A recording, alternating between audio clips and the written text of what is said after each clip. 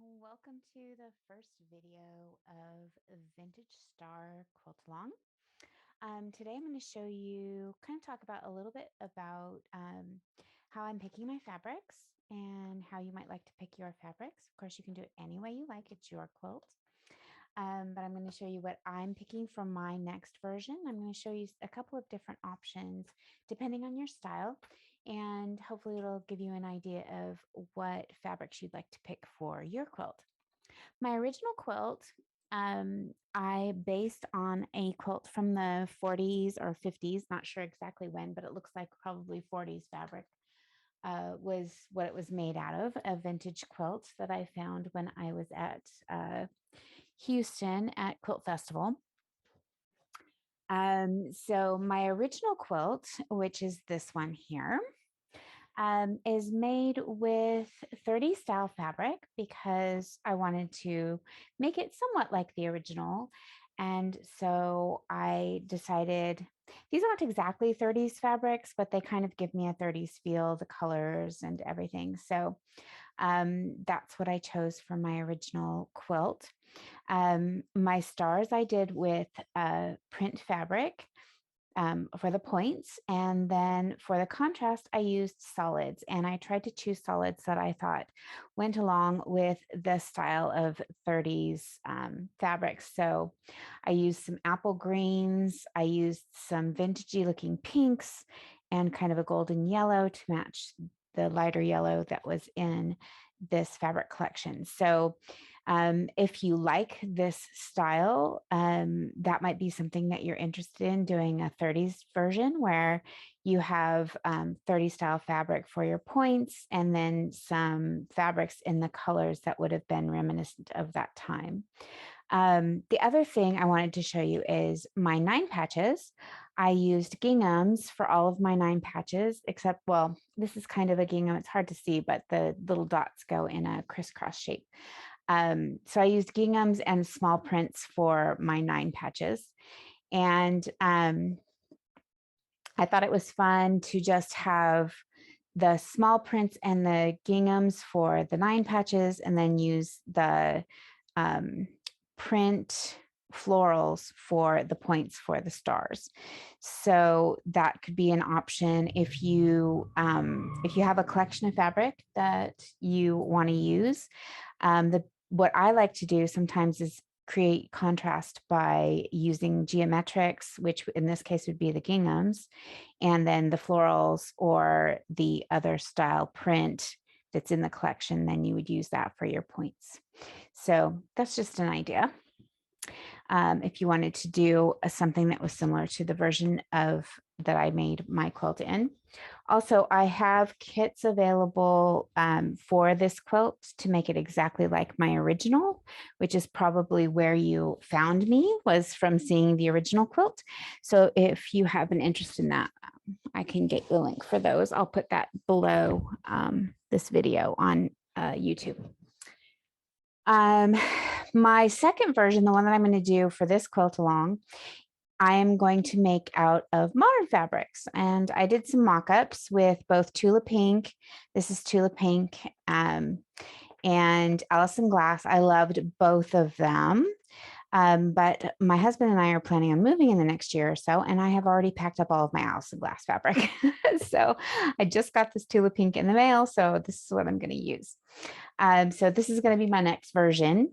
So I'm going to use the Tiny Beasts prints for the points on my stars, and I'm going to use the stripes for my contrast on the stars. And then for the background fabrics, I think I'm going to use a variety of low volumes. These ones have a little bit of color in them. I'm going to use a few that have just black and white or gray and white. So that's going to be my version, my Tula Pink version.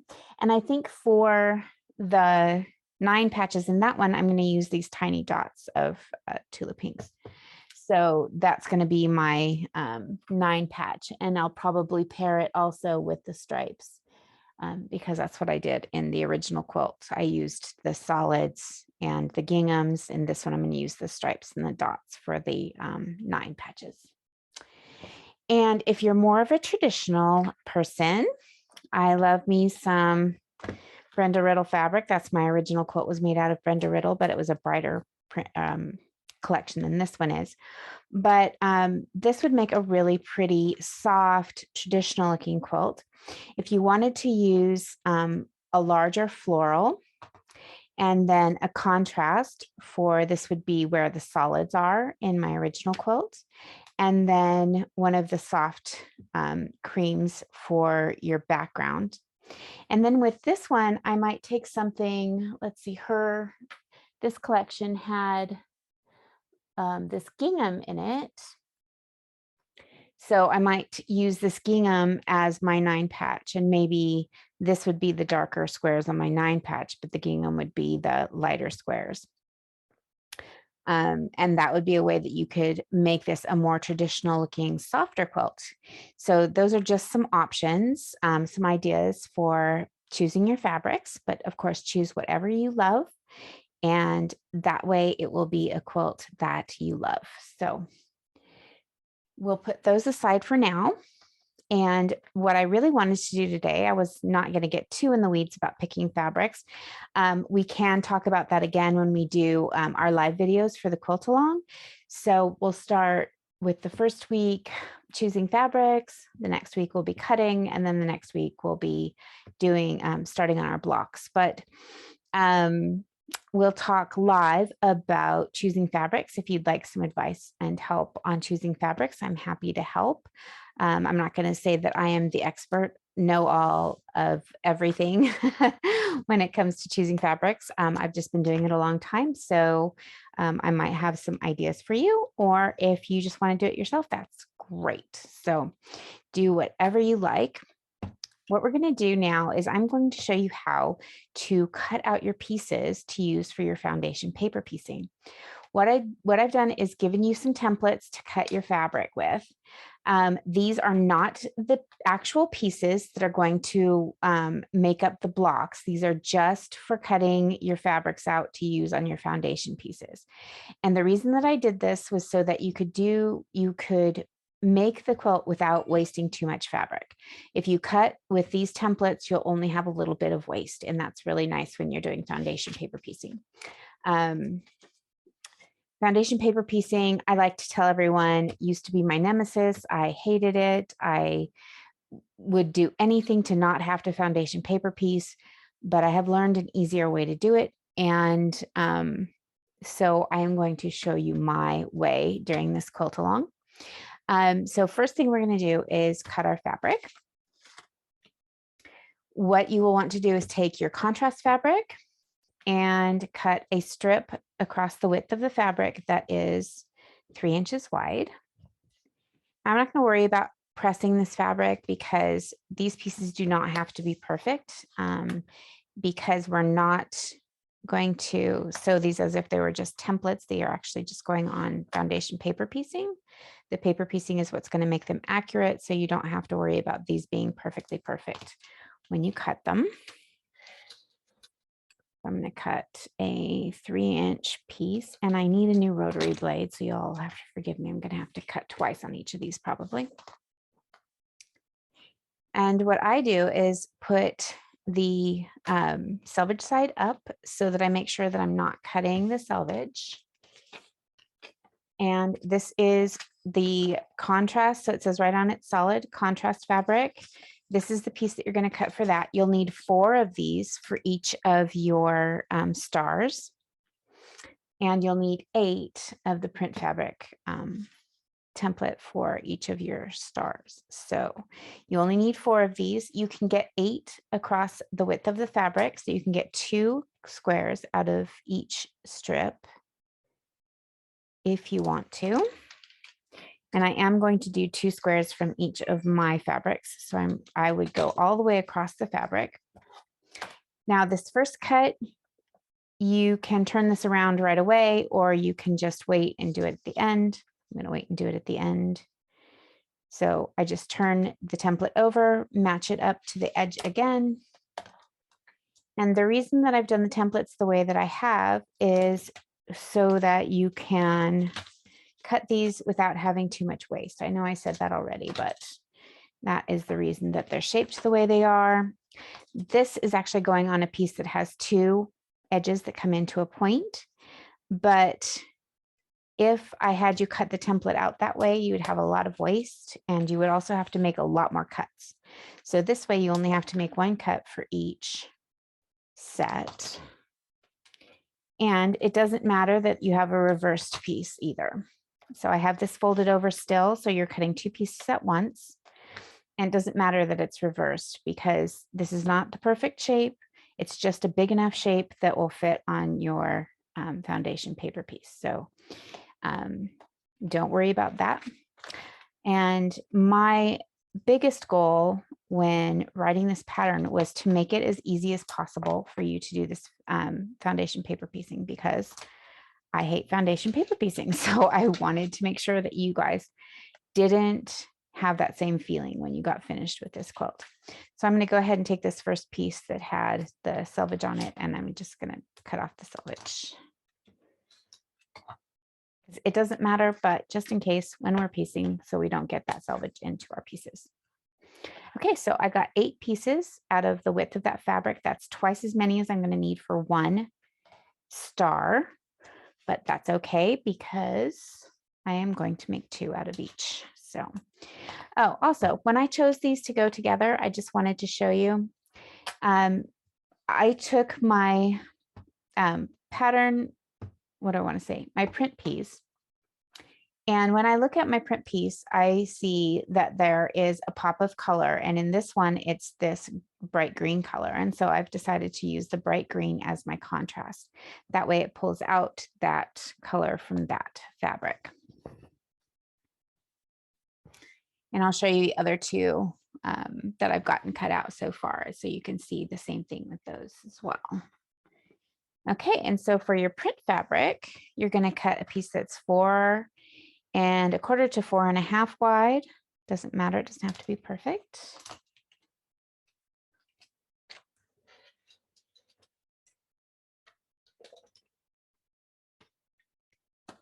And you can use a 60-degree angle ruler, a 60-degree triangle ruler if you want to cut these pieces, or if you don't have one, you can use my template. Your 60-degree ruler, this will be at the 4-inch mark.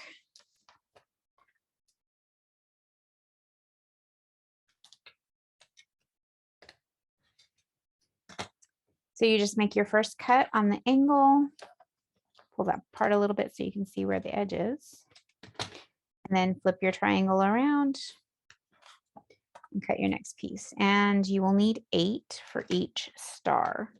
So if you're going to make 2 out of one fabric, you're going to want to cut that fabric, 2 strips of that fabric so that you have enough. Actually, this might go all the way. Let's see, that's 2 pieces. It's 4 pieces. Actually, you might be able to get 2 stars out of a strip of this as well. So we'll see. I did this before. I did a dry run to see, and I think you can actually get 2 stars out of a strip. You'll have a little weird piece right at the end, but it won't matter. Like I said, these are cut extra big so that you can easily paper piece with them. So you can flip this around. This is an equilateral triangle, so it does not matter which side you use. And you flip it. Every side's the same size and the same angle, which makes it easy.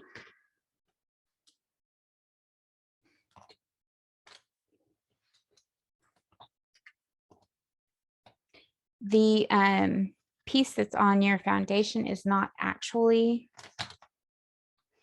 60 degrees, but it doesn't matter, like I said, because we're foundation piecing this.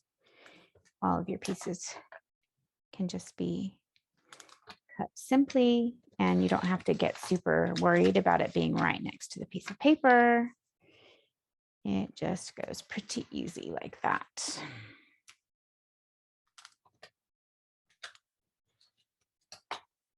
Okay, so we have 2 4, 6, 8, 10, 12, 14. Not quite enough to get 2 out of 1 strip. So you'll want to cut 2 strips if you're going to do 2 stars out of the same fabric. You need 8. 2, 4, 6, 8, 10, 12, 14. Yeah, you'll need 1 more piece to cut. Second strip, or 2 more pieces, 1 more cut. Okay. So there we are. All of our pieces are cut. And so I have a bright green that goes with the bright green that's in this fabric. And here's a couple of my other ones that I've already cut. So I have this pretty purple and it has this chartreuse green in it. So I'm going to use this chartreuse green stripe to go with that. And then these adorable little squirrels, and they have that bright pink. So I'm going to use that bright pink to go along with that. Okay, so I'll see you in the next video for starting our foundation paper piecing.